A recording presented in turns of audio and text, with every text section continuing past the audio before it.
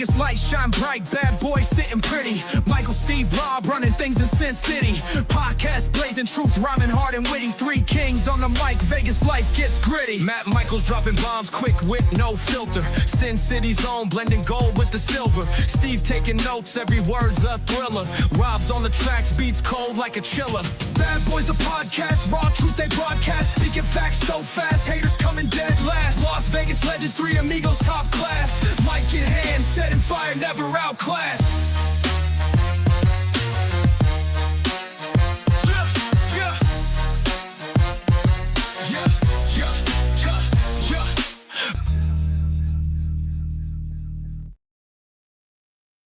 Welcome, everybody, to the Vegas Bad Boys podcast. It is I, Sin City Steve, being joined, as always, by Vegas Trump guy, Rob Bossolari. Rob, you've got another week of wrestling in the books, brother. Yeah, that's an understatement. Yeah, man. Yeah. A lot of stuff happened this week between, all of your major companies, and we're going to break it all down for you. Again, thank you for hanging out with us tonight. We are live on YouTube, Facebook, and Twitch. So if you are on one of those platforms, feel free to blast your comments into the chat. And who knows, we may put it up on the screen and interact with it. And interact with the show. Like, yeah, man. It's supposed to be like neon yellow. It's coming up as green. It's green, brother. For the purposes of the green screen, I guess it is. Absolutely. So without any further ado, let's dive in and let's talk about the most recent pro wrestling show, talking about Monday Night Raw that actually just finished up not too long ago here. And tonight was a tribute to AJ Styles. And yeah, man, from the beginning, we knew that this was going to be a big deal because they had dignitaries and people that we hadn't seen in a while. And a lot of TNA people. Yes, a lot actually. of TNA yeah, people. Man. Absolutely. It was a tribute to TNA. It was. And, right from the beginning, you had Bobby Roode, Shinsuke Nakamura, not so much. But elsewhere, we did see Gunther get kicked out of the building and ended up getting attacked by Dragon Lee for disrespecting AJ Styles. So obviously they're building to a Gunther destroying Dragon Lee squash match. Oh yeah, there's no way. Yeah, man, probably the quickest tap out win ever. But elsewhere on the show, we did have the Good Brothers making an appearance. So it was really good to see Anderson and Gallows back on WWE TV. But they were not the only ones, sir. No, well, actually, I wanted to back up there the significance of that picture. Yes. Because those are all Bullet Club members, and they were referenced appropriately as Bullet Club members, and that is the Gorillas of Destiny with the Good Brothers. And Michin, who is, I think she would be the only one who rolled with Bullet Club people that was not Bullet Club. Yeah. Yeah. Which, I mean, realistically, she would have probably fit the profile if she would have been in New Japan Pro Wrestling, but obviously she was anywhere contracted. Else. If she had been in TNA still, she would have been in. And I'm just saying that just because obviously the Bullet Club originated in New Japan. Right. Kenta made that brief appearance over in TNA. Had she still been there, they were there at the time, and they handed it over to the ABC. She would have been a Bullet Club member. Yeah, very if they true. were going to put her that direction. Very true. No, you're good. You're good. And obviously, they were not the only TNA talents to appear, as Abyss and Frankie Kazarian both appeared on WWE Raw. Which you got to figure for Abyss, it's just another day at the office, right? He just packed a different set of gear because obviously, he's one of the major writers on the Raw writing staff. But nonetheless, still great to see Chris Park in his Abyss gimmick, and great to see Frankie Kazarian, friend of the show. And it's great that he's showing up on Raw on Netflix. And the dude. Am I reading too much into the Abyss thing, or is that just it's throwing us a little nostalgia bone, a little memory berry? Oh yeah, it was almost all nostalgia. I say the the only kind of return that wasn't so much TNA based nostalgia as what it just was nostalgia was, that's right, Homo sapiens almost returned to WWE Raw and showed up there with Petey Williams and Jeremy Borash. So again, the TNA ties just keep on going. You gotta love it, right? Petey Williams is TNA royalty, as is Jeremy Borash, the ring announcer. I do miss his voice calling or announcing the people as they make it to ringside. I don't know what Omos had to do with TNA. Hey man, whatever gets Omos on TV, I'm sure the Homo sapiens are all about it. So, but that was not the only people there to greet and to pay a tribute to AJ Styles, as in the show's final segments. That's right, Undertaker shows up, the dead man himself. And actually, he was the American Badass this time. Well, the Undertaker is always the dead man. So in any event, yes, completely in American Badass gear. Essentially, Mark Calloway was who came out there and said that he had unfinished business with AJ Styles, and then proceeded to drop the bombshell that AJ Styles is being named to the 2026 Hall of Fame class. And dude, probably one of the quickest turnarounds from a retirement to the being named into the Hall of Fame that we've ever seen, if not the fastest that we've ever seen. All right, now here's me. I'm going to put something dumb out there. Maybe it's not dumb. If you had a fear in mind that this guy might go over to AEW, what better way to lock him in but then to guilt this fucker into giving him a Hall of Fame ring right out the gate? Because he never said he was retiring from wrestling. He was retiring from the WWE. He takes his gloves off. I don't know if you had that one. He takes his gloves and gear off here because it was Georgia, where he's from. But I more symbolically took it to mean you're going to be in an AEW ring real soon. Yeah. And leave this guy with the ring of guilt. Yeah. Guilt plus 10 for your D&D people. Dude, realistically, I mean, if you want to think about it, what better way to if you want to throw out D&D terms, yeah, man, freaking intimidation, to get the Undertaker out there and to shoot on AJ Styles and say, yeah, by the way, congratulations, you're making the Hall of Fame. If it would have been even Triple H, who quite frankly we see pretty regularly, would have been boring. I don't think it would have had the same gravitas as the Undertaker coming out there and dropping that bombshell. I think Triple H has enough sense to know where the best choice was. He knows it can't always be him. Absolutely agreed. He's too corporate now. He really is. Yeah. But for a show that was listed as a tribute to AJ Styles, obviously there were plenty of appearances and that segment that we just mentioned, but there were other things on this show as well. Rob, tell me about other things that happened on this show that stood out for you, sir. All right, let's get this out of the way. Before that, we were greeted with Brock Lesnar, and to tie in with the dead man, they mentioned Paul Heyman comes down to the ring and says that Brock Lesnar is the one who beat the Undertaker streak, and that there were two main events to every WrestleMania, which was the belt, and then of course fighting the Undertaker. Those were your two WrestleMania main events, which is ironic because there were some years where Undertaker was fighting for the belt or had it, but I digress. Right. And because Brock Lesnar beat him, it is now Brock Lesnar's mantle. And I don't think so. They kind of pulled that out of their ass. No one ever established that was a thing. In fact, did he even wrestle last WrestleMania? I don't even remember.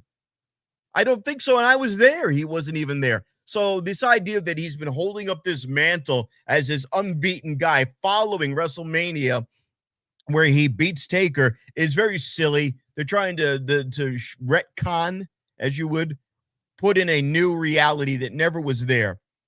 But the reason why Paul Heyman is really walking down to the ring with Brock Lesnar is we are down one more member of the Vision. Bronson Reed fighting against the Yeet Man and against El Grande Americano Original, tore his bicep. Yep. Oh, wrong one. There we go. Now, they've been calling Jey Uso. I've been seeing some video reels of Jey Uso being a botch guy, and a lot of times him making a mistake.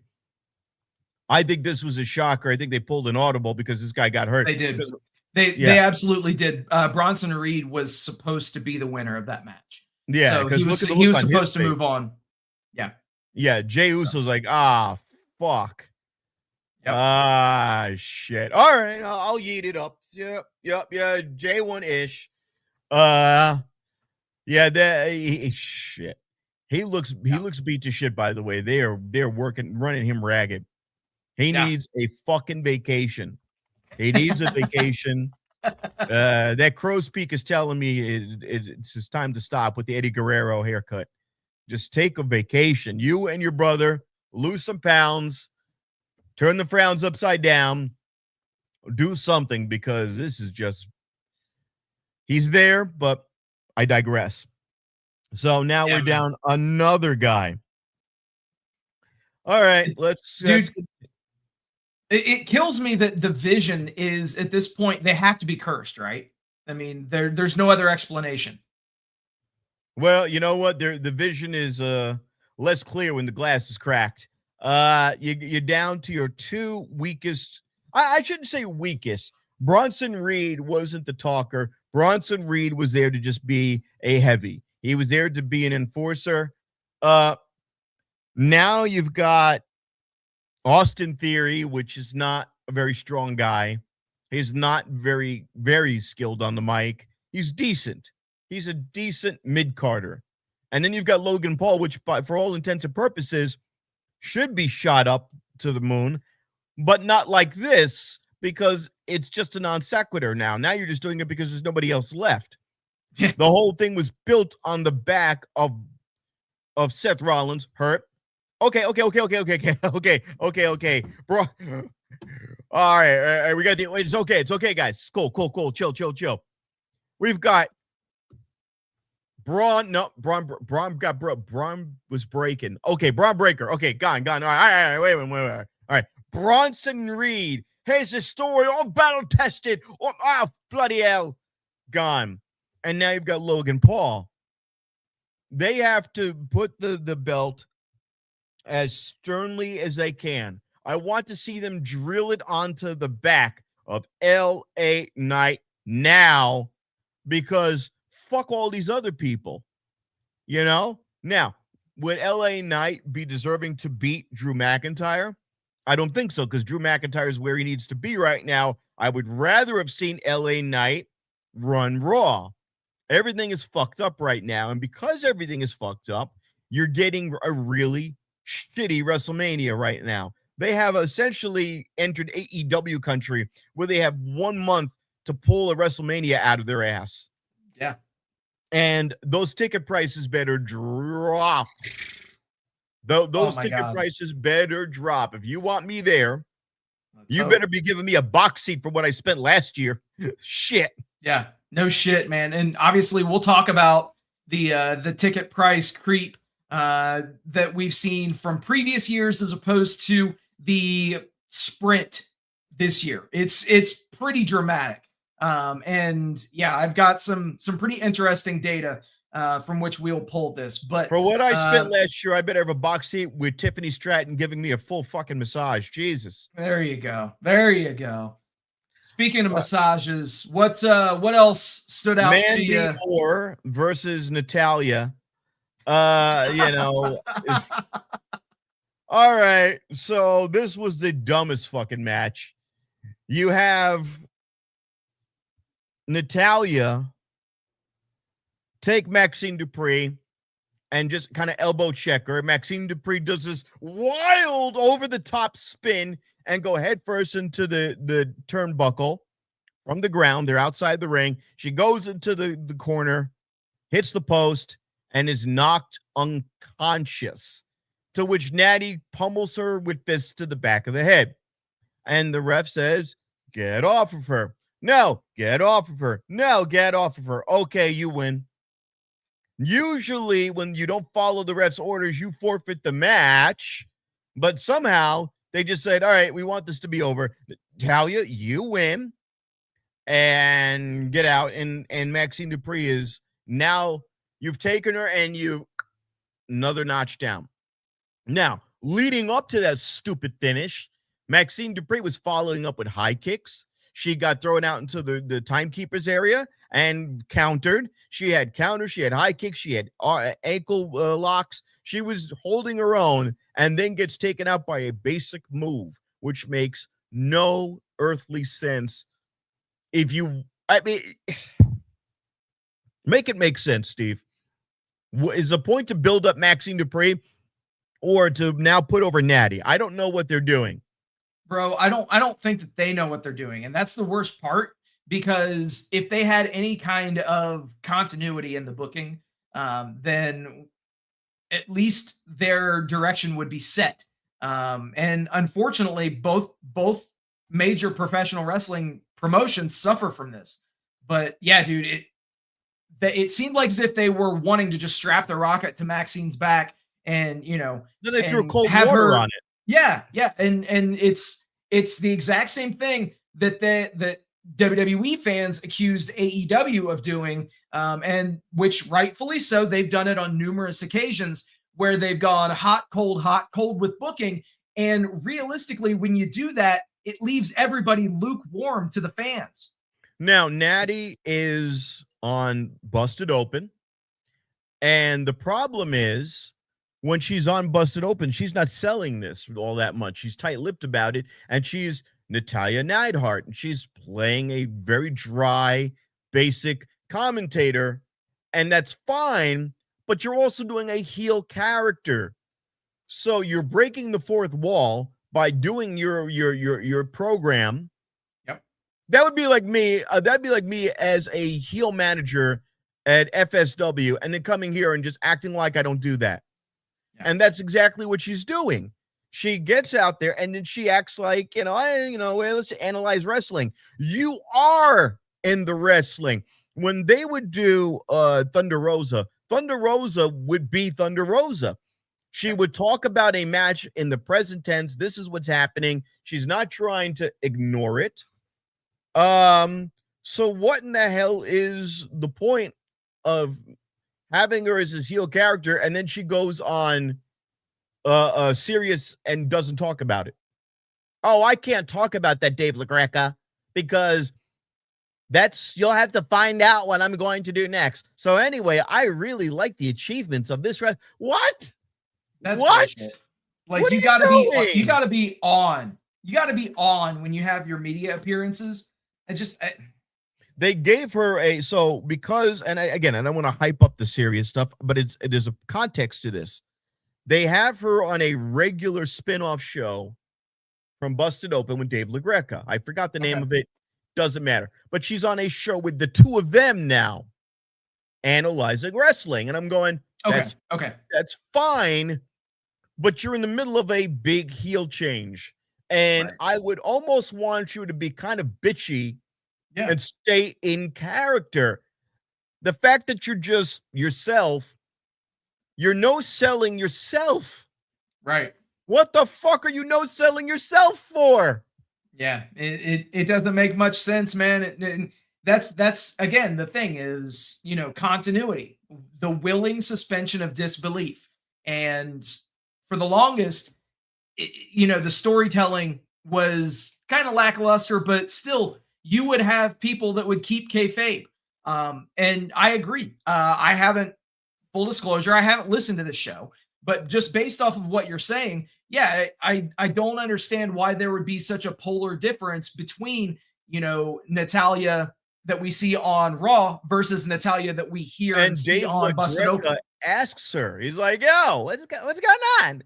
And she'll be like, well, Dave, I can't talk about that. And like, TNA did this. And TNA did this with Bully Ray and Tommy Dreamer. Bully Ray and Tommy Dreamer were feuding a couple of years back, and Bully Ray splashed hot coffee in the face of Tommy Dreamer. And on that TNA segment was Dave LaGreca. So when they came on air together, Busted Open, they were semi in character. Dave's like, Tommy would be like, yeah, I'm not really in the mood to talk to you right now, Bully, but for the show, they knew that they still had a job to do in the ring on camera. And they played it like they were not at 100%, but they had a job to do. It's not that hard. Now, I have not listened to the program all that much, but from the few times that I've listened to her, it's just business as usual, commentating on what's going on in wrestling. What are you doing? Stupid. Yeah. Stupid. Yeah, man, it's crazy. Anyway, let's pivot a little bit on talk about Liv Morgan, and she made her decision. Yeah. So right there, you see it, Liv Morgan. She's choosing to face Stephanie Vaquer at WrestleMania. So as if there was any kind of question about it. Right. Why is Jade Cargill dressed up like Lyra Valkyria with black feathers on? And she just looks completely out of her element. She's got that big shit-eating grin on. She had nothing to say. When they called the two women out there, I did not like the layout of this segment. Yeah. All right, I summon you, like very condescending. I summon you now. And I don't like that the two women went along with it like that. I would have had Jade Cargill get on the teleprompter, on the screen, on the Titantron and go, I don't just come to your beck and call. I'm the champion. You're not. Why would Jade Cargill, as big as she is, as strong as she is, just come when somebody snaps their fingers? It's usually the opposite. Usually you have to prove that you're worthy to get in the ring with the champion. They made it the other way around. And they made it the other way around so she could get a revenge punch on Stephanie Vaquer, which I also don't understand, because all Stephanie Vaquer said is, I worked hard, you didn't. And she burst into tears crying, Liv Morgan. And it's such a bizarre angle. I worked hard for this. You did not. I don't have anyone to help me. You had personal trainers. Okay, yeah. I had personal trainers. I surrounded myself with a crew of people. Dominic called me. Yeah. That is the story. We know that. Why would she be upset about that? And Dominic Mysterio is looking like Kevin Federline now. He just looks like this just fucking idiotic. He looks like a fucking Temu, Cheech Marin right now, I don't know. It looks like somebody said, ChatGPT, make me a Mexican kid. Like, make me a LA gangbanger. And they came up with that. Like, let me get like a Mexican gangbanger. And they made the most generic looking. I get it. He's paying homage to like about 5 different wrestlers with his ring attire. And he's paying homage to Eddie Guerrero. I get it. But now you're in your own element and you've been doing this a while. And I don't know. He's never grown out of being a goofball. Right. That's my problem with him. He's never, ever gone shirtless. Not that I'm looking to see, Dom. I'm saying he's never looked like, all right, this is a strong guy in the ring that I should fear. There are short wrestlers, luchadors, 5'6", 5'7", come out there and you're like, oh my God, these guys are rippling. This guy is still wearing fucking his ring attire is layers of clothing. Like, okay, all right. What year is this? How many years have you had to get a physique going? Okay. You're scary. Whatever. Yeah. All right, next. Yeah. And the thing is, obviously, it's hard to question what he's done in the ring, but Yeah, I can totally see what you're saying in terms of his overall in-ring attire. Not doing him any kind of favors in terms of the perception department. So yeah, I can totally get that. He looks just completely unprepared often, and he wins every match with some goofball shit or assistance. And they finally said to him today with the Judgment Day, they obviously are setting up a split of Finn Balor from the Judgment Day. He had Thank God. Yep. He made up with JD McDonough, and he goes, I gotta do this on my own. And then Dom goes, hey, you didn't come out and help my match. You didn't come out and try to help me, and I've got a big match coming up this weekend. Are you going to be in my corner? And he goes, why don't you fight for yourself for a change? So we know that they might set up Dom to lose the IC belt, and then Dom and JD McDonough come and just beat the shit and cost Finn Balor. I don't see Finn Balor losing straight up. He's going to get his opportunity taken away by the Judgment Day. And it'll be JD McDonough versus Finn Balor for a while. I think the Judgment Day is going to maybe be all women. Maybe it's interesting. That would be interesting. Make it all women. Just get rid of the men. I could see that. And last but not least from Raw, speaking of Raquel Rodriguez advanced by defeating Kairi Sane and Io Sky, crazily enough, to enter the Elimination Chamber. Realistically, if you think about it, what more of a statement does she need to make than, defeating Kairi and Io in the same freaking match just to get into the chamber? So obviously, they're pushing her. They're pushing Raquel, and I think that yes, it's become a polarizing thing. But Kevin Nash voicing that she should wrestle more to her size and stature in the ring as opposed to trying to do more high flying and smaller wrestler things is right.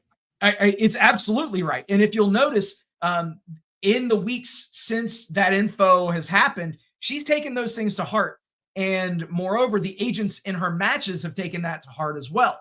So she's come off looking like a bigger star and wrestling more to her size and to her stature than what she ever has, quite frankly, on the main roster. She squashed these two women, but also, let's be fair, Io Sky and Kairi Sane canceled each other out and allowed her. And that was fine because but at the end of the day, she still holds a victory over both women in that match. Oh yeah, absolutely. No problem with that. Yeah, absolutely. And let's pivot a bit. Let's talk about SmackDown and what went down on Friday. You are toxic, Elba Femi. I'm going to read you a poem.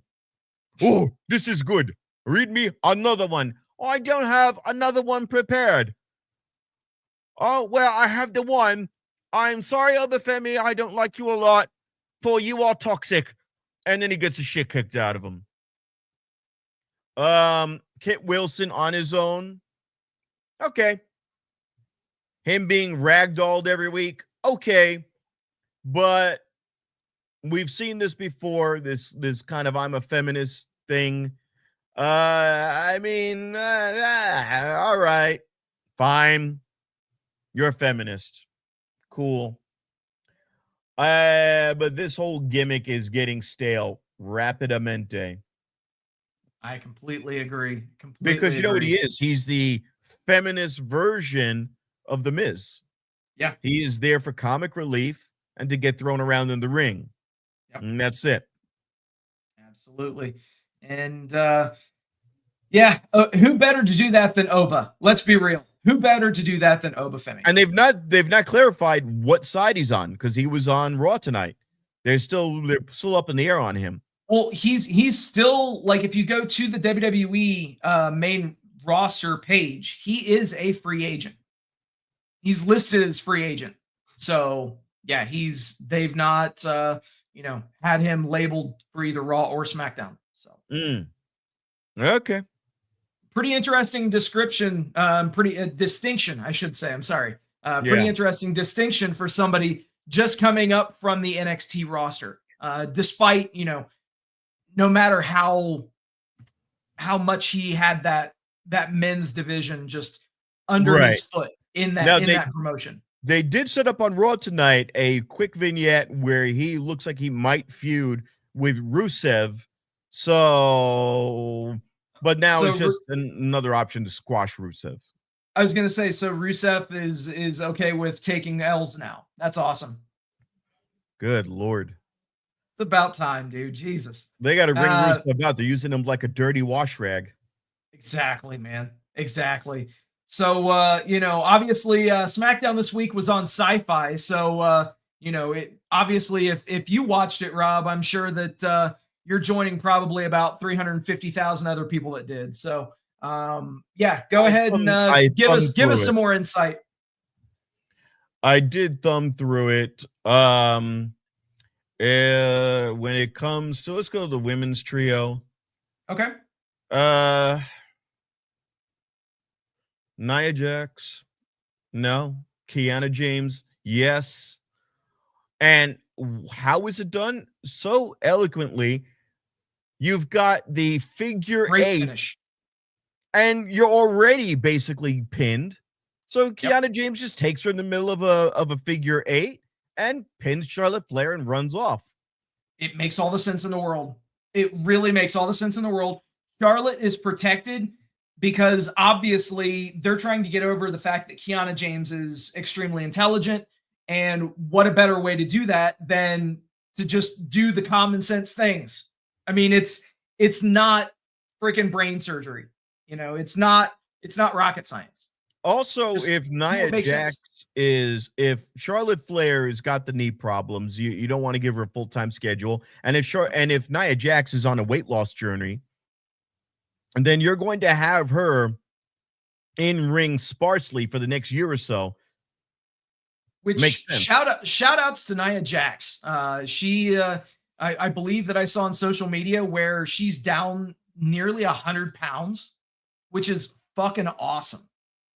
Awesome. She's like, what they're doing is obviously you make ring attire along the way, and she looks still big, but when you look at her, you're like, she has a neck. She looks more defined. It's getting there. There's a development.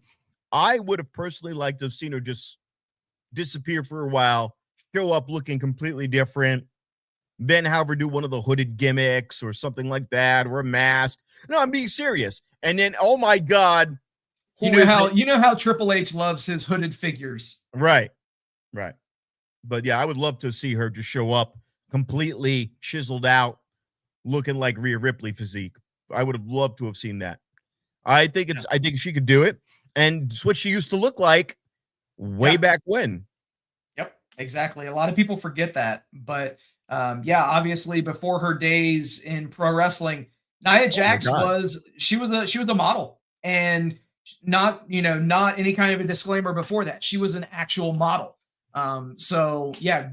Congratulations to her for dropping the pounds that she has, for putting in the effort. It clearly shows. And whenever anybody's on any kind of a journey like that, you got to applaud it, man. You got to cheer along the way. And that's not just for lip service. That's being real. Everybody should strive to be as healthy as they possibly can. The only thing I want from her is to dial in her dialogue. She comes in very obnoxious, but not mean, just annoying. I don't like the way she walks the ring, just lackluster arms, like swaying, like all just deadpan. She needs to have some bravado when she comes to the ring, some confidence, and she really doesn't. She always has this look like, I'm so annoyed to be here. She sounds like a Karen in the ring, and they need to work on her personality.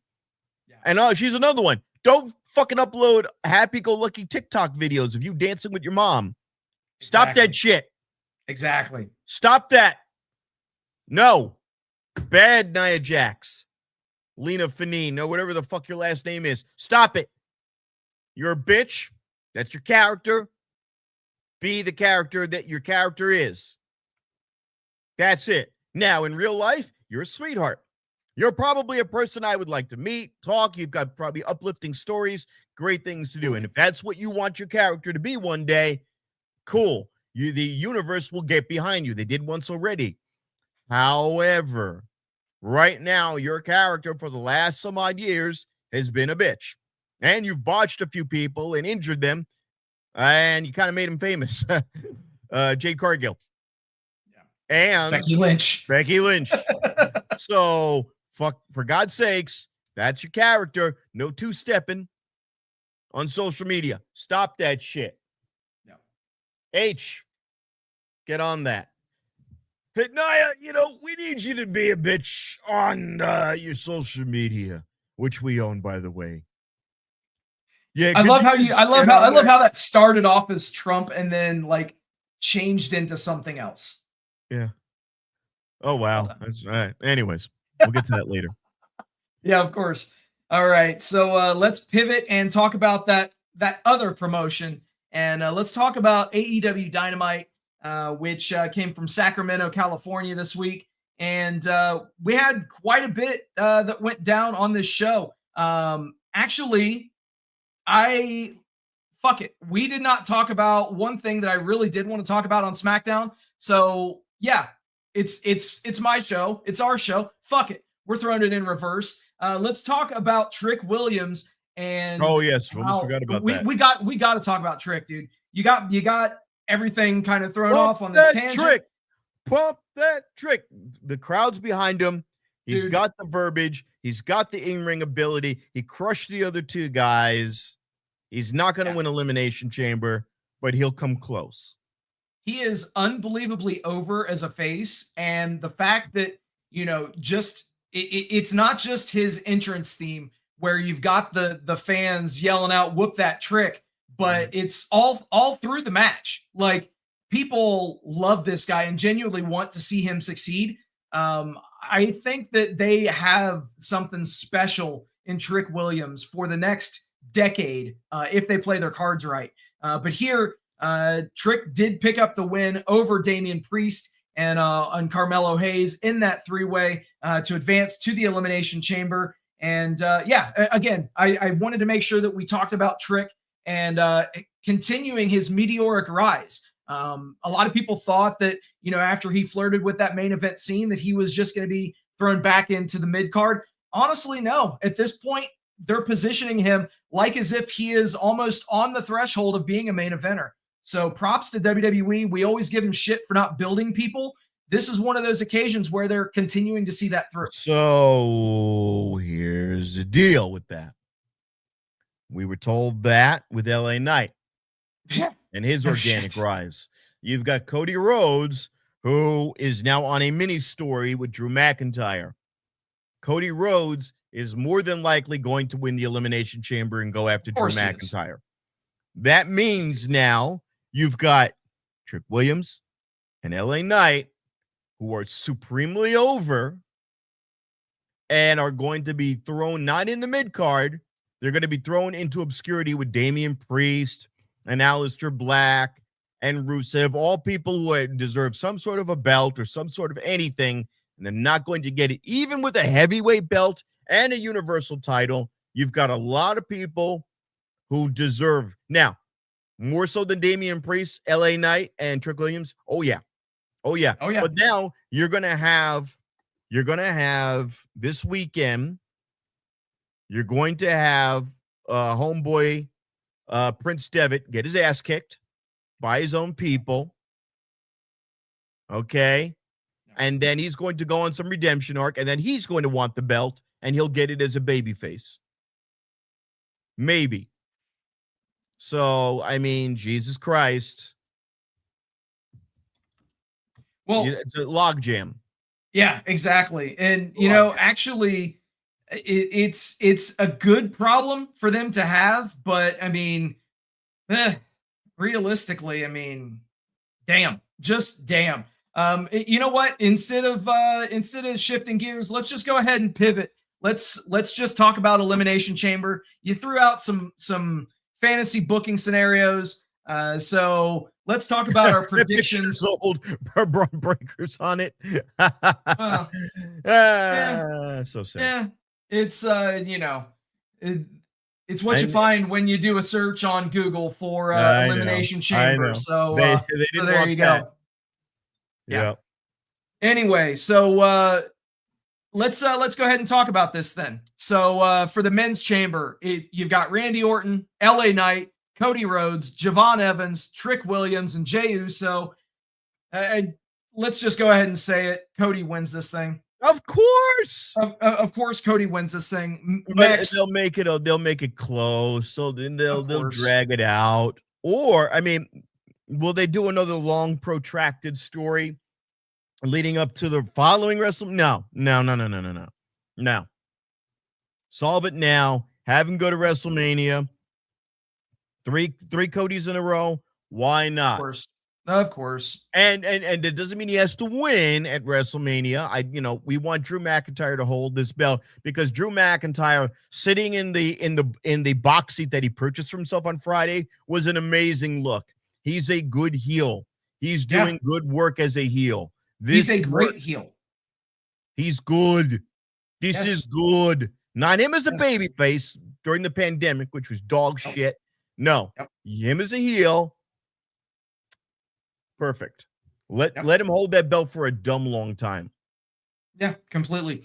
And so obviously we both got Cody in that one. For the women's elimination chamber, you got Tiffany versus Rhea versus Alexa versus Asuka versus Kiana versus Raquel.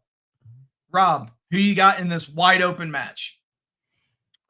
Well, because they're gonna go on to face Jade Cargill. Alexa Bliss, no. Asuka, no. You have to have some mic shit going on. Tiffany Stratton, maybe, but I wouldn't want it. I would kind of want to see Raquel Rodriguez. You get the size. It would be visually good, but would she have enough ability to talk to Jade Cargill and cut the good promos? I don't think she can. Because Jade Cargill can barely cut a promo. Jade Cargill's promo skills are, that bitch. And nobody gets behind her. She's not a heel that people are getting behind. Right. She needs to come out, lose. She'll win. Maybe she'll win, maybe she'll lose. No guarantees. But she needs to lose and somehow endear herself as a babyface. But by the time that transformation happens, you'll have a returning Bianca Belair, who just came out of successful finger surgery. Correct. So I don't know because Jade Cargill is literally a placeholder. Right. She has a look good. Kiana James, no. As good as Kiana James is, that was a flash in the pan. That was a fluke. It's not enough. Now, by the way, Kiana James was over with the people a little bit. They started chanting her name here and there. I don't know. If you do Asuka, it could be good. Could be. I think that you get into more of an issue in terms of promos and selling the match. Because then you've also got to bring Kairi Sane along with her. Correct. That's more. If you do it with Alexa Bliss, no. Unless Charlotte gets involved, which they kind of hinted at that maybe you could do the angle where Charlotte gets involved and there's a lot of angst about her not being there. And then Charlotte screws Alexa Bliss over at WrestleMania. You could do it that way. Tiffany Stratton is boring. Yep. It's Tiffy time has gotten her nowhere. She had a look. She had energy. She walked down to the ring and nobody gave a fuck. She got lukewarm responses. She's not as over as she thought she was, and she was surprised on Friday going down that ramp. Alexa Bliss is the only one that makes any sense out of everything that's available because of Charlotte. Because when you saw it, Charlotte came down to the ramp as Jade Cargill was leading, and Jade Cargill got in Charlotte's face, and they pulled Jade Cargill off her, which was interesting because you're acknowledging that Charlotte's more important than the champ. Because she would not get away from Charlotte, and they said, hey, get away from her. And they dragged the visual of them dragging the champion and telling her to leave Charlotte Flair alone, let her have her moment, is telling.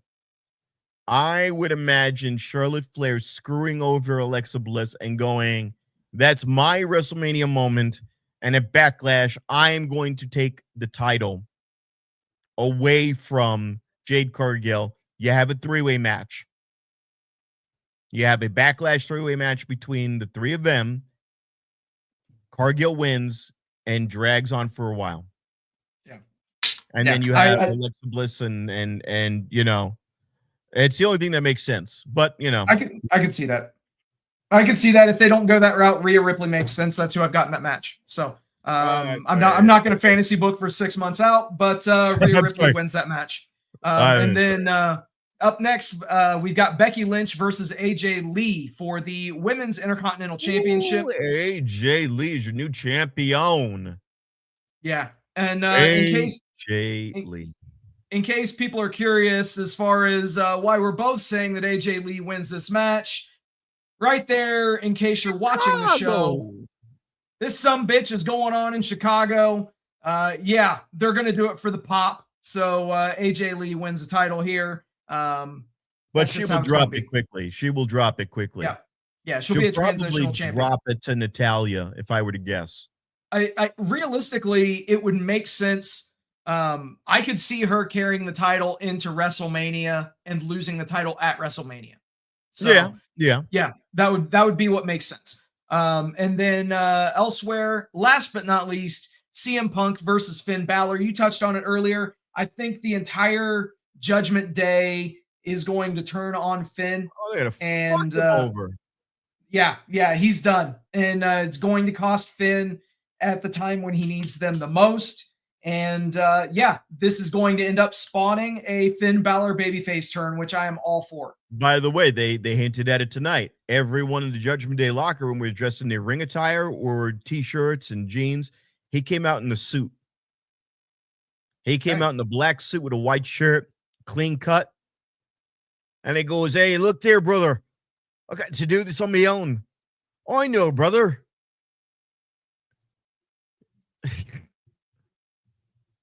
Your fucking accents kill me. They kill me. Anyway. Oi, mate. Anyway, without any further ado, I've put up this graphic 3 separate times. Let's finally shift gears and talk about AEW and AEW Dynamite, specifically kicking it off from Wednesday. And this was a pretty solid show from beginning to end, man. You had the TV debut of the Brawling Birds. And say whatever you will about them as singles competitors, but the fact is they've got a great entrance theme. They've got matching gear. They've got tag team chemistry. They're already steps ahead of almost every other tag team in AEW on the women's side. So, shout outs to them on that front. I think that, with they've got a badass finish in the heart attack. I'm a mark for anybody that used the heart attack as a finish. So there you go. So good stuff from Alex Windsor and Jamie Hayter. Davis. Dude, Moxley and Mark Davis on the surface didn't seem like much of a match, but what really kind of set this match off was a particular spot where Mark Davis hauled off and punched the ring post. Obviously, he was aiming for Moxley's head. Moxley moves, and Mark Davis just punches the fucking ring post. And I don't know if he bladed on his knuckles or if it was hard way, but he got some extreme color on his fist from hitting that ring post. So, it was pretty interesting. And I haven't seen, any kind of stuff like that in quite a while. So some originality, always good. Obviously, Moxley retained. in that championship. Well, it Eliminator. wasn't even that was an eliminator match. So It was the like, Eliminator, yeah. yeah, he doesn't even So, go forward to defend. that's So, correct. yeah. And then elsewhere, you did have Willow Nightingale retaining her TBS championship over Marina Shafir, Megan Bayne, and Mina Shirakawa. And tell me if you've heard this one before. Mina is in the match for one reason and one reason only, and that is to eat the fucking pin. That's become her role at this point. Yeah. So well, you don't want to make how it Megan is. Bayne look weak. Even though if you had Willow Nightingale pin Megan Bayne, that would make Willow Nightingale stock rise. Marina Shafir is part of the fucking mega faction, the Death Riders. So you're not going to have her eat a pin. Correct. So who's left? Who has no allegiance to anyone? Exactly. Really? And yeah, and I'll tell you, man. Also, and we'll talk about it here in just a second with Collision, but they had Megan Bayne do a squash match against a job competitor, but they're clearly positioning her for something. So it wouldn't surprise me if Willow actually drops that TBS championship to Megan, probably at Revolution. If I had to guess, that would make the most sense. Okay, I can get behind that. She still has the tag belts, and that's good enough for a while, unless they go full blown and have her and Penelope Ford take everything. And that's the thing that you could have. It's really kind of interesting because if somebody has more than one title, I'm of the belief that you don't need to have somebody that is holding two championships hostage, especially in let's be real, what has become a pretty crowded women's division. You've got, the tag titles and the TBS title being held up between Willow and Harley. So, yeah, we'll see what happens, but they do need to get one of those championships Marina off. Shafir, the TBS title, and then you get the tag titles to Penelope and Megan Bayne. That would make sense because those three are somewhat loosely, affiliated. That would work. And now you have a heel reign for a while. You could definitely do that. Have them chase. You could do that. Yeah, absolutely. And obviously we talked about that four-way. We also discovered that the face-to-face was setting up the Revolution stipulation as they're dusting off the most hated stipulation in AEW history. And if Hangman Page gets his wish and it is a Texas death match, then if Hangman Page loses that match, he will not be able to challenge for the AEW World Championship ever again. Obviously, those people that remember Cody obviously losing this stipulation early on in AEW's history kind of pigeonholed him into strictly being a TNT competitor. But the thing that I would caution everybody before they get so worked up, if you look at how many mid-card championships and let's be real, other championships that there are outside of the World Championship, I think if Hangman Page did lose this match, I think he'll be fine. He's been world champion twice. You could have him go after any of those other secondary championships like your Continental, like your International, your National, your TNT, your Trios, your Tag, whatever the fuck. Let's be honest. It's crazy. Let's be honest. Cody was a different thing. Cody didn't want it to feel like, not nepotism, but Cody didn't want to make it feel like he was just buying his own belt. Right. Exactly. This guy is young enough. There's no indication that he's going to any other brand. So there's no way in fucking hell he's going to lose this now. And I don't want him to have the belt now. I don't even like that he's challenging for the belt right now. I don't like that he's in Jet Set Rodeo. He seems like a fish completely out of water. Yes. Okay. It doesn't make sense that he's with a tag team of two high-flying guys in Mike Bailey and a Knight. Kevin Knight. Why are we doing these weird combinations of people? Why don't we have something for this guy to do? my whole thing was you had a group called the Elite. The members of the Elite are all floating around on their own instead of just going, wait a minute, we're all good guys now, right? I'm a face, you're a face, Kenny Omega, Young Bucks, you're a face. Why the fuck aren't we just the Elite again? And then we fight for whatever belts we want instead of just aligning ourselves with other people. I mean, you don't need to put over Kevin Knight and Mike Bailey. They're over. They're over on their own. They're organically over. And in AEW, typically when you're organically over, they go, hold on, let's give you TV time. Unlike WWE, which goes, can we wait about 2 years until nobody gives a fuck and then make you the champion? Yeah, no shit. Or give you the shortest title reign ever like Kofi Kingston and then have you lose in 7 seconds to a finisher? Yeah. So, I mean, I don't like this at all. If he loses, man. Yeah. There was no reason for this. There's just no reason for this. Yeah. So we will see what happens. Obviously, the way that everything's going to work, MJF kind of alluded to it last week on this show that Hangman's going to name a stip, MJF's going to name a stip, and then I guess they're going to put it up for a vote. I guess it's like Taboo Tuesday in WWF. Who knows? What the fuck? Fucking dumb. We'll see what happens. Just name it a Texas death match and get it over with. You're overcomplicating things. Speaking of overcomplicating things, or in this case, not overcomplicating things and just doing what's right and what needed to happen in your main event, you had Kenny Omega versus Swerve Strickland, and you had Swerve Strickland cheat to defeat Kenny Omega, and then went full heel after the match in what was needed to happen. Swerve hanging Kenny Omega over the top rope with the chain, dropping him with a vertebreaker through the announce table. Good God. Good God.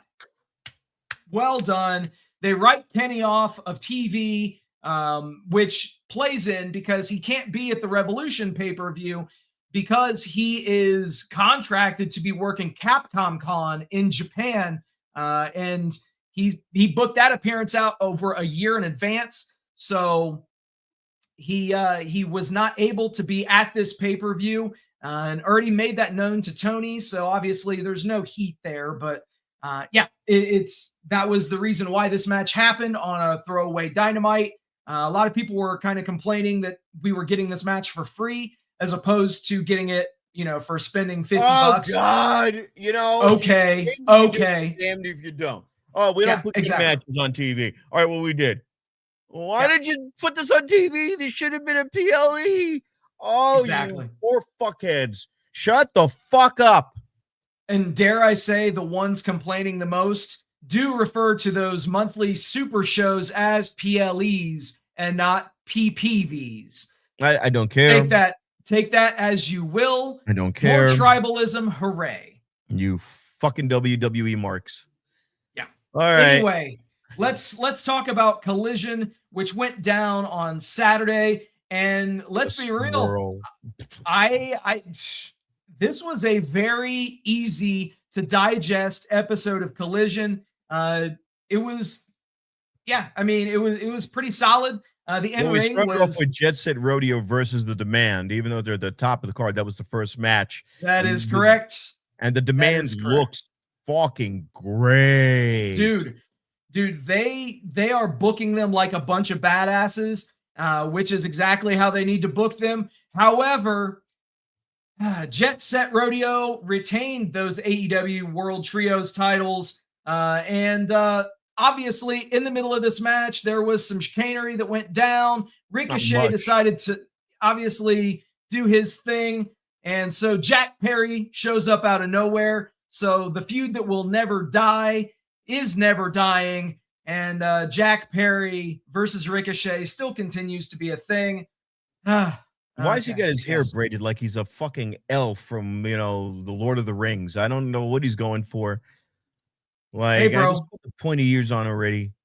Maybe he was at the Comic Con. Maybe Kenny went to Capcom Con maybe Jack Perry, went to some other kind of a random Comic-Con. Anyways, yeah, all he does is you show up and then, oh my God, I'm all distracted. Oh, and then Jack Perry winks at the camera and whatever. Yeah, exactly. Elsewhere, we did have Claudio Castagnoli retaining the CMLL World Heavyweight Championship, defeating Josh Alexander. I'll tell you this right now. If you are going to see anything from this episode of Collision, go watch this match and just sit there and marvel in just how freakishly strong Claudio Castagnoli is. This guy, there's a spot in this match where he deadlift picks up Josh Alexander, who's 230, 240 pounds, deadlift picks him up from a non-standing position. He was on his knees when he started the deadlift pickup of Josh Alexander. He picks him up and just obviously does a mat return type of a slam. There's another spot in this match where he catches Alexander from a crossbody and again, deadlift, repositions him, spins him around, puts him into a vertical suplex. Dude, Castagnoli is doing some of the best shit that he's done in recent memory. And because it's happening on CMLL and on Collision, it's not being appreciated for just how good it is. Trust me on that. It's a prime example, classic meat, just man meat, whamming into each other. Good old match. Fucking loved it. Absolutely. And in your main event, yes, I said your main event. Notice up at the top of at the top of this image, you have Jet Set Rodeo versus The Demand. We already talked about that. We already talked about Claudio versus Josh Alexander. Thunder Rosa did come back. Death Riders versus Don Callis family was exactly what you would expect. Wheeler Yuta ate the pin. Takeshita got the pin. Thunder Rosa looked good in her return from injury, and she beats up on Julia Hart, and then gets called a dumb bitch after the match by Tekla, who, dude, go watch some of Tekla's promos. They're on AEW social media. I don't know why they don't roll them in and just cut time out of the broadcast for her promos. They're fucking awesome because she says the things that everybody's thinking anyway. And just her delivery, I'm not saying that Thunder Rose is a bitch or anything like that. But what I'm saying is that she is very real with her promo. You can tell that she's being authentic. You can tell that she's ramping her in real life personality up by a factor of 10. And that's what I ask for anyone doing this kind of work, your consistency in and out of the ring, on your social media, tie it all the fuck together. Absolutely. Tie it all together. Absolutely. And so your main event was a non-announced match. It was an eliminator match for the AEW World Tag Team Championships, the Rascals versus FTR. And FTR does not defeat the Rascals. The Rascals defeat FTR, and they pick up a world title match at some point in the future.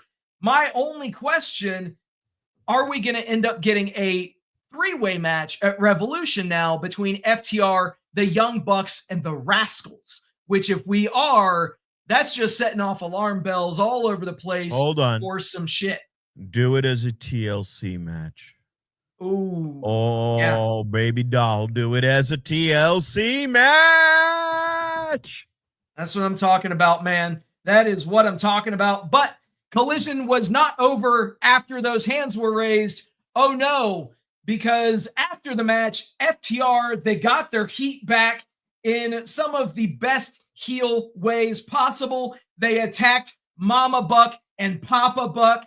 They pulled the brother of the Young Bucks out of the crowd and gave him a fucking spike pile driver. All the while, Dax is wearing the younger Jackson brothers glasses. Dude, textbook heel work by FTR. Excellent stuff building this match. I'll say it, man. Collision was an extraordinary show for how they normally But are the have been numbers doing Collision. reflecting? Are the AEW numbers reflecting the what growth they have in their writing and programming? Well, it's great that you asked that, because thanks to the dirt sheets, how apropos of a Facebook page they have, last week, let's talk about ratings. So TNA, which we don't normally talk about on this show, their numbers did drop week over week, but we're not going to focus on that. What we are going to focus on is AEW Dynamite's numbers, which everybody for the longest time claimed, oh, AEW's dead in the water. They're dead. They're not going to be doing anything. This last week's episode of AEW Dynamite on February 11th, so a week ago, drew 692 viewers, up from 604 from the previous week. So they are going up week over week, which realistically 88,000 viewer boost. Gotta love it. Yeah, man. And you know what? Not the counting rumors, Max either. Exactly. Those Max numbers are not factored in. And as we know, you might as well factor about 400,000 to 500,000, because that is the number that they've mentioned that is as pretty close to being true. So yeah, looking about 1 million viewers by the time it's all said and done for Dynamite each week. Love so it. Good job. Good job. And we want TNA to do well. They've got a contract. They've got good writing. They've got good stories. They will find their new. I think it's just a matter of being in a new venue and building your audience. And that's completely. Once their viewing audience gets used to watching them on AMC, they'll be good. It's a weird venue for them, but fuck it. Yeah, absolutely. And earlier we gave our predictions for the Elimination Chamber, but now TKO is doing what they had already made public that they were going to be doing here in Vegas for Mania, and they're doing it for the Elimination Chamber. They are blocking watch parties from happening at bars and restaurants in the Chicago area during the Elimination Chamber pay-per-view. Because they want people to pay for subs. They want people to pay for subs. If you're going to a watch party, you're not going to watch it in your home. So fuck you. No, they're wanting people to pay those thousands of dollars for tickets to be there live. Both. And you know what? This is your own fucking fault for this shitty writing this year. Yeah. By the way, absolutely. Cena versus Soulless Cena versus fucking Soulless Cena versus Cody Rhodes was great. We were promised something really good, and what we got was a Cody Rhodes that turned out to be chicken shit. And then he, in the course of a single speech, turns John Cena babyface again in the course of one speech. And they wrapped everything up with a bow and patted John Cena on the ass. And he left his Kmart sneakers in the middle of the ring. Yeah. Now you've got a bunch of guys you based everything around. They're injured in the Vision. And now without the Vision, you have no storyline. Versus just putting fucking an LA Knight out there to talk up a good promo and say, I deserve everything. Yeah. Hey, remember me? Yeah, dummies. Nope. And now on top of this, something that you could have maybe charged, maybe there could have been a fee, something. You could have figured out a way to do a corporate account. Maybe have a corporate account. Yeah. Some type of way to determine whom is, going to be broadcast. You could have did a corporate account for AMC movie theaters. There's something that you could have done by which you retain some of the money. To be so fucking stupid about it. Now I want to pirate the shit out of your programming even more. Yeah. The watch wrestling's out there. All right. That's what you get. You are begging people. Not that we are endorsing any of those methods here on the Vegas Bad Boys podcast by any means. We want everybody to buy the shows legally, and do it legitimately.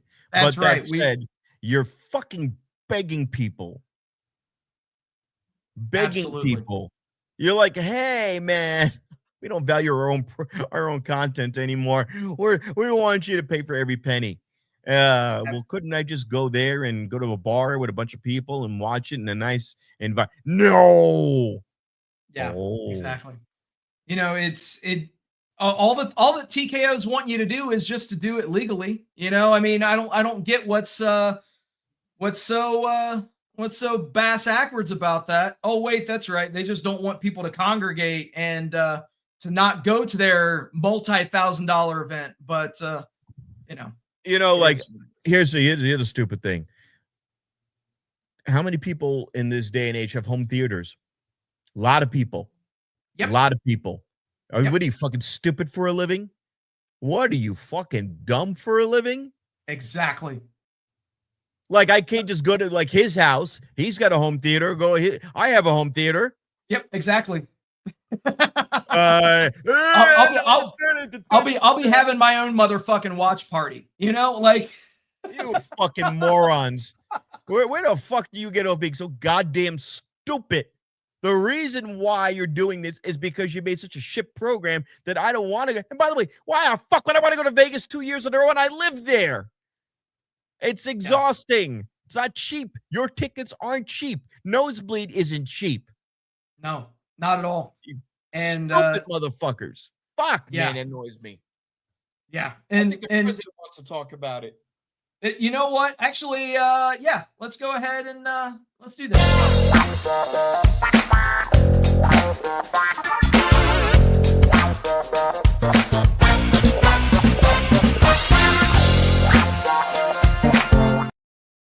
You know what? I'm so angry right now. I don't even have enough time to get my hair and my makeup all done.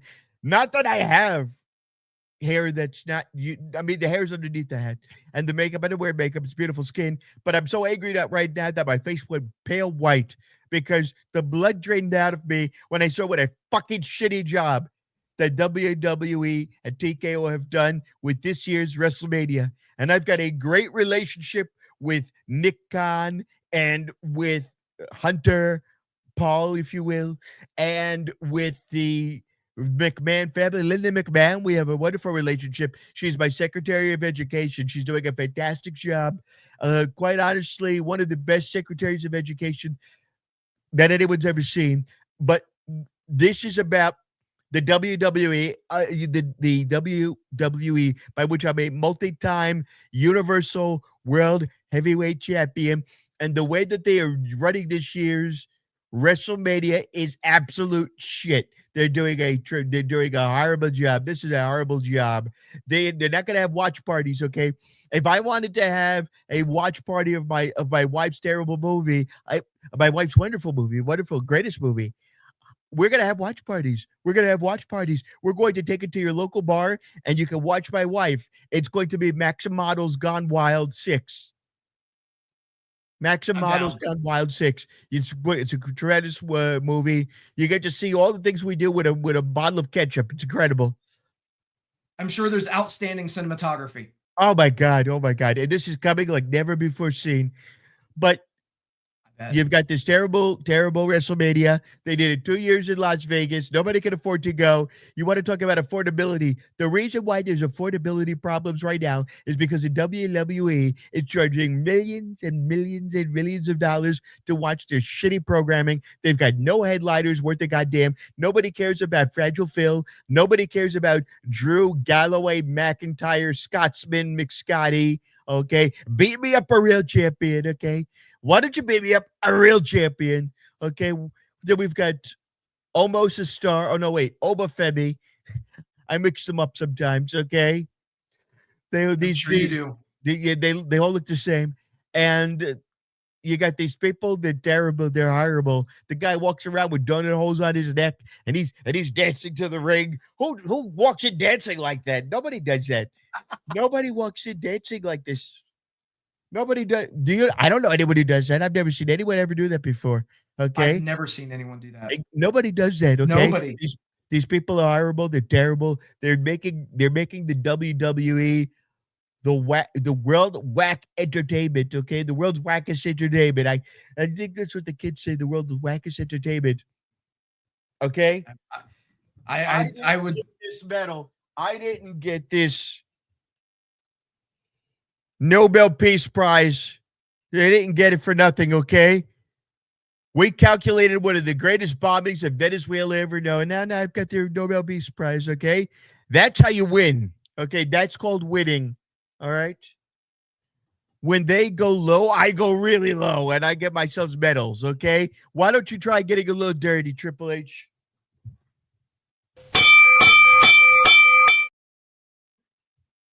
All right, y'all. So, you know what? I think that let's just take a dump, shall we?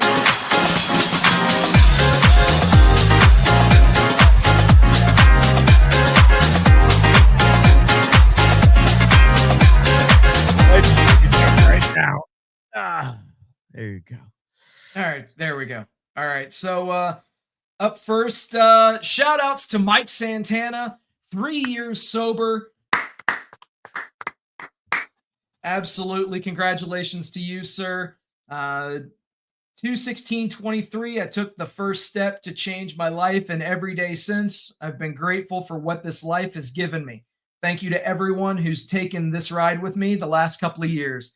Hell yes, sir. Hell yes. Good on you. Good on you. Good on you. And yeah, speaking of good on you, and we just talked about AJ Styles earlier.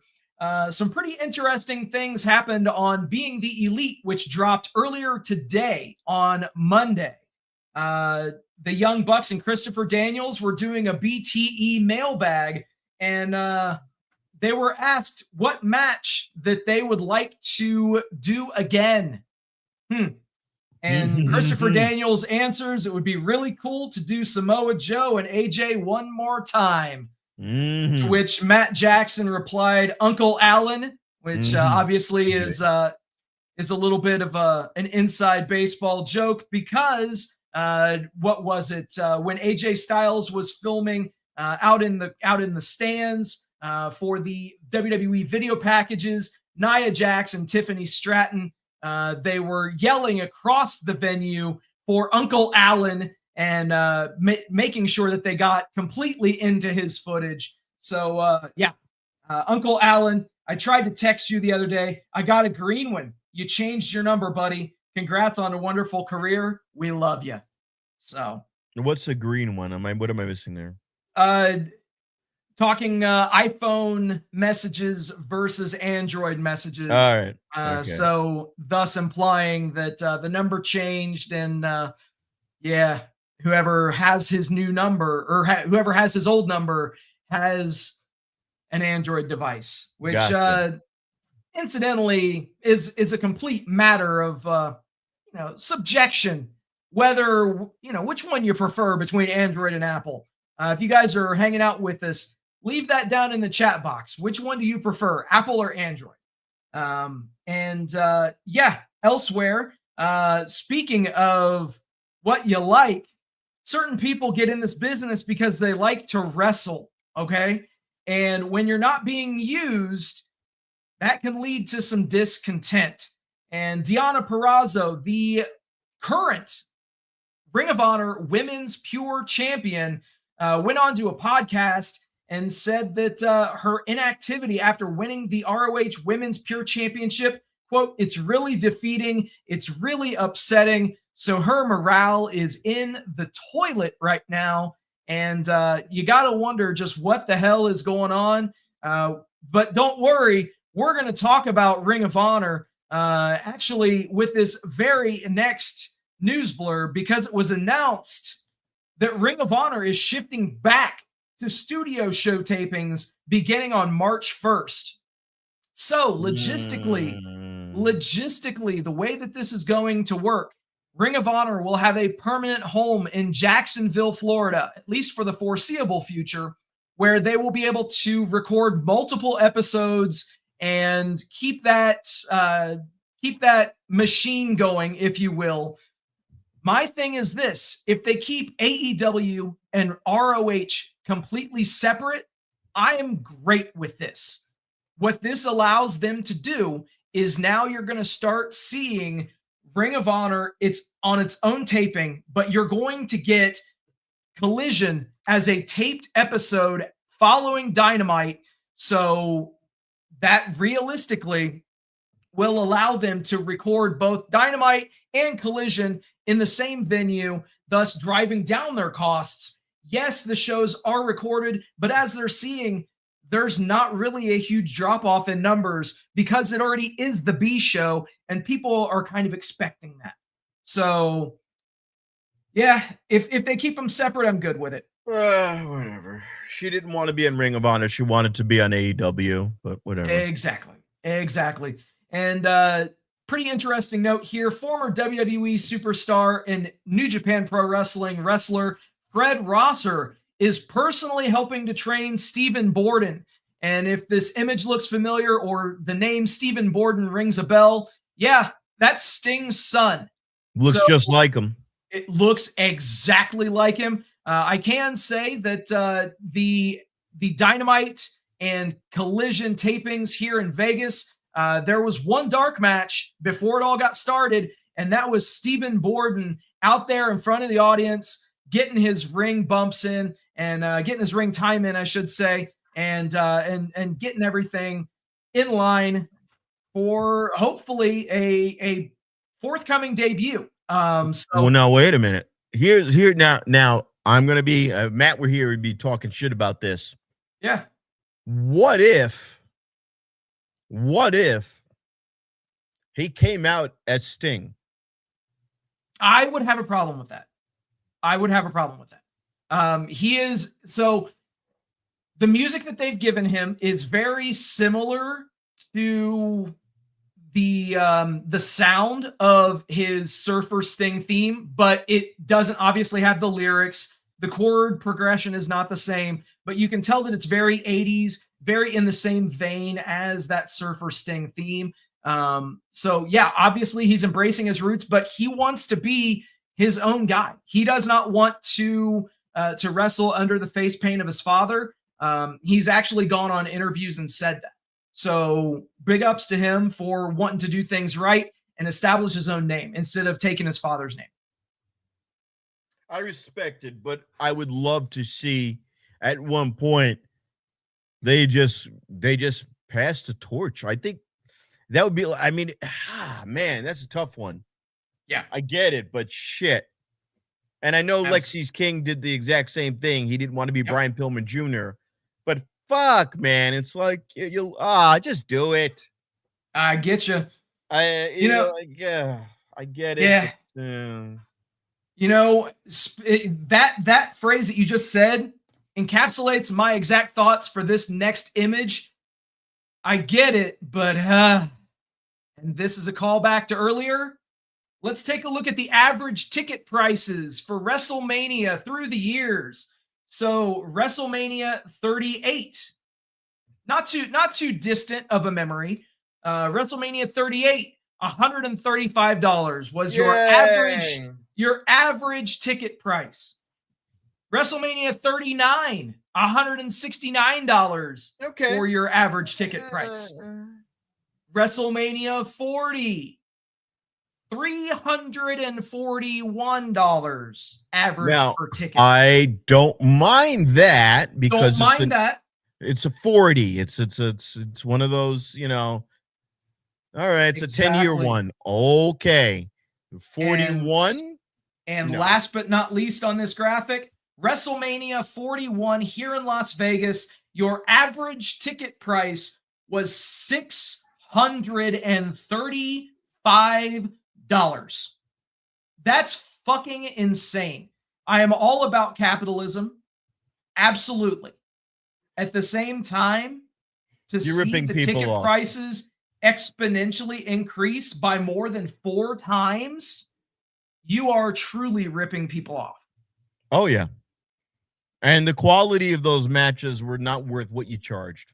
Absolutely not. And this year's WrestleMania 42, even with your 25% off, is nearly $1,000 average ticket price. Oh, come on. It's fucking insane. What did I say earlier? Insane. You're begging people to pirate your shit.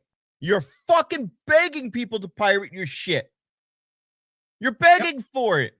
You're begging for it. Absolutely. Don't tell me you want to make money. If you get 10 people to buy something at $1,000 average ticket price, great. But 100 people don't want to. Did you really make any money? Exactly. Exactly. You're trying to tell me that before TKO, you could sell something at $135, fill up the arena, sell the concessions, sell the t-shirts. Everyone goes home happy. Everyone's got money in their pocket. The wrestlers have money in their pockets. They got contracts. Okay? Write better stories. Good. You genuinely or generally know how to do that. But then when you're trying to fucking hold us up at gunpoint for just to walk into the building, yeah, beers are still going to be $20 each. Oh, yeah. Oh, yeah. T-shirt food prices are going to be out of control. $40 last year for my T-shirt was $40. For a baseball or football style jersey that said John Cena on it was over $100. Yeah, fine. I get that much. Okay, you want to charge $400 for a replica belt? Fine, get it. When all of that stuff is less than the price to walk through the fucking door, you con artists. I see what you did there. Well played. Well played. Speaking of what some would say to be a con artist, Chris Jericho's AEW contract is believed to be frozen, meaning he remains under contract with AEW. This comes from All Wrestling News on Facebook. It's a pretty funny AI-generated image. In case you're just listening to the show. Good. It looks pretty good. It's an AI Tony Khan holding Chris Jericho's AEW contract, which has been frozen under ice. Pretty funny. AI's awesome. Well, I'm counting the fingers on Tony Khan's hand, and they don't look right. Oh God. Hold on. Yeah. 1, 2, 3, 4, 5. All right. Oh, yeah, but it looks weird. Yeah, it's weird. It's weird. But anyway, it's AI. So I guess the cold splash of water, pun somewhat intended, for those people assuming that Chris Jericho was going to be in the box, which I was one of those. And clearly they pivoted, and you're not going to have Chris Jericho as part of the Elimination Chamber match. So we shall see what happens in terms of Chris Jericho returning to WWE. Elsewhere in the world of pro wrestling, Dr. Britt Baker, DMD, reveals that wrestling fans, dude, every day, I feel like the embarrassed father of all of you crazy motherfuckers, because some of you guys just don't know how to fucking act. And I'm not saying that to be funny. Like, we all knew that disconnect? She was a dentist. She has a life. You know, for anyone, there was a kid who speared Seth Rollins. He jumped onto the ramp and speared Seth Rollins, and then he went on social media to brag about it. Yep. I would love for them to parade these people on social media. I think that we should publicly shame people who do things like this and then see how they like it. I would go, all right, as part of your punishment, you're going to spend a month in jail, and we're going to have a fucking jail fucking feed. Go right to your cell. And every day you have to go on a public feed, and you'd have to go on an AEW channel or WWE channel. You got to go, yo, I am literally here in prison. This is a real prison. You walk the camera down the hall, and you show San Quentin or whatever it is. And then you go to that person's cell, and you're like, I'm here because I harassed this woman. This woman has practice. This woman needs to be able to make a living, and she was never going to do wrestling forever. And she wants to take a break from it, and she's entitled to do whatever the fuck she wants. You leave her alone. Agreed. So yeah, Britt Baker reveals that wrestling fans have driven her away from full-time dentistry with death threats. So way to go, guys. Nice job. Nice freaking job. Pieces of absolute shit. What do you have to? What did they have to threaten her over? Who knows, I don't man. Make it. All right. Next, please. Yeah, exactly. And so we're about ready to wrap, but God bless you, just Britt before, Baker. I hope you get your practice back the way you want it. So. Absolutely. So, yeah, before we wrap, last but not least, from social media, Jordan Grace posted a picture in the gym where she was, not wearing a whole lot of clothes, to which Blake Monroe replies, "We're just getting coochie out in the gymnasium now." And Jordan Grace just replies, "We working out every muscle, baby. We working out every muscle." Can't go wrong with that, man. Oh. And, it's speaking of working out every muscle. Jonathan Gresham's a lucky motherfucker. Jonathan Gresham is a very lucky individual. And, speaking of working out every muscle, yeah, I know that, Rob, you're going to be doing that this Wednesday. So let's talk to the people. Let's tell them where they can see you live, where they can follow you on social media. You can see me at the Vintage Vegas Cocktail Lounge every Wednesday at 8 o'clock with my co-host Mike Stiggs and Stella. Stella is the formal host of the show, her beautiful, beautiful self. And this week we've got Christina Marker, Sam Lundstedt, and 2 headliners. Jay Devon, Carlos Anthony. If you want to see these guys, typically you'd have to go to LA Comedy Club. No, you can come to my show. Hell yeah. And see LA Comedy Club guys on my show at the Vintage Vegas Cocktail Lounge. Shout out to Jeff and Mai. Hell yeah. Hell yes. Shout out to them. I was there last week, and it was hilarious, man. You had a good lineup. I'd actually never been to this venue before. Super cool, kind of retro meets modern kind of a vibe that they've got going there at the Vintage Vegas Cocktail Lounge. In that cocktail lounge comes from old casinos, the Riviera, the Tropicana, places that have not been around anymore. You're sitting on literally Vegas history. You gotta love it. Hell yeah. Hell yeah. What's where can people follow you on social media? Where can they buy a Cameo, Rob? Rob at Vegas Trump Guy, cameo.com/BOCE comedy, and on TikTok at Vegas Trump Guy as well. Thank you very much. Absolutely. All right, guys. And I just want to say thank you to everybody for hanging out with us tonight. Thank you for liking, sharing, subscribing, doing all the stuff that you guys do. We appreciate each and every one of you. Also, a very special thank you to all the brave men and women serving this country, whether you're doing it on lands, foreign or domestic. Thank you for doing what you do so that we can do what we love to do. And last but not least, repsports.com, reppsports.com. Go there for all your pre-workout, weight loss, and general energy needs. Again, that's repsports.com. Use promo code Vegas at checkout. Save yourself 10%. And Rob,